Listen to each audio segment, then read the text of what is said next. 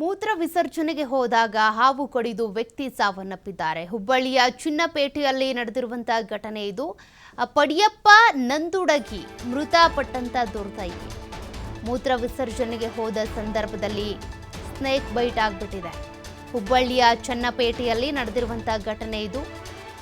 ಪಡಿಯಪ್ಪ ನಂದುಡಗಿ ಮೃತಪಟ್ಟಿರುವಂತ ದುರ್ದೈವಿ. ಪಡಿಯಪ್ಪನನ್ನ ಕಿಮ್ಸ್ ಆಸ್ಪತ್ರೆಗೆ ದಾಖಲಿಸಲಾಗಿತ್ತು. ಹಾಗಿದ್ರೂ ಕೂಡ ಚಿಕಿತ್ಸೆ ಫಲಕಾರಿಯಾಗಿಲ್ಲ. ಕಸಬಾ ಪೊಲೀಸ್ ಠಾಣಾ ವ್ಯಾಪ್ತಿಯಲ್ಲಿ ನಡೆದಿರುವಂತಹ ಪ್ರಕರಣ ಇದು. ಚನ್ನಪೇಟೆಯಲ್ಲಿ ನಡೆದಿರುವಂಥ ಘಟನೆ. ಹುಬ್ಬಳ್ಳಿಯ ಚನ್ನಪೇಟೆ ವ್ಯಕ್ತಿ ಮೂತ್ರ ವಿಸರ್ಜನೆಗೆ ಅಂತ ಹೋದಂಥ ಸಂದರ್ಭದಲ್ಲಿನೇ ಹಾವು ಕಡಿತದಿಂದ ಸಾವನ್ನಪ್ಪಿದ್ದಾರೆ. ಪಡಿಯಪ್ಪನನ್ನ ಕಿಮ್ಸ್ ಆಸ್ಪತ್ರೆಗೆ ದಾಖಲು ಮಾಡಿದ್ರೂ ಕೂಡ ಅವರಿಗೆ ಚಿಕಿತ್ಸೆ ಫಲಕಾರಿಯಾಗಿಲ್ಲ.